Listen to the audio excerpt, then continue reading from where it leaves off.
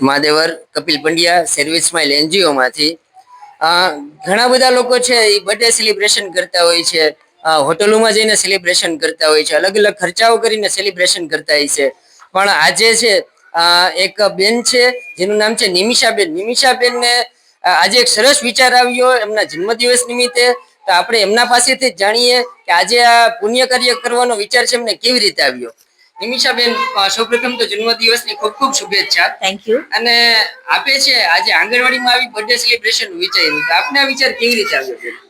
હું અત્યારે ઇનરબિલની પ્રેસિડેન્ટ છું અને આપણે એમ વિચારીએ કે બાર હોટલોમાં જઈને કેક કટ કરીએ અને બધાની ફેમિલીને ફ્રેન્ડ સાથે સેલિબ્રેટ તો કરતા જોઈએ છે, પણ હું કંઈક એવું નાનું એવું સેલિબ્રેશન કરું કે જે મારા મનના અંત સુધી પહોંચે.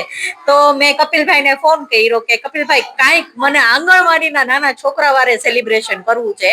એટલે એમને મને કીધું કે બેન આંગણવાડીમાં ખુરશીઓની જરૂર છે તો તમે ખુરશીઓ આપો.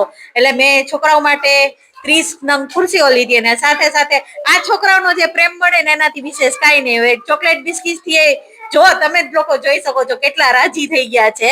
અને સાચે કહું આજનો મારો birthday the best birthday celebration કહી શકાય એવો રહ્યો છે. Thank you. ખૂબ ખૂબ આભાર બેન. આજે છે પ્રમુખનગર ખાતે આવેલી આંગણવાડીમાં છે ઈ નિમિષાબેન તરફથી 30 બેબી ચેર, ચોકલેટ બિસ્કિટ છે જે બાળકો માટે ખૂબ જ મહત્વનું કહેવાય અને બાળકો ખૂબ રાજી થયા છે.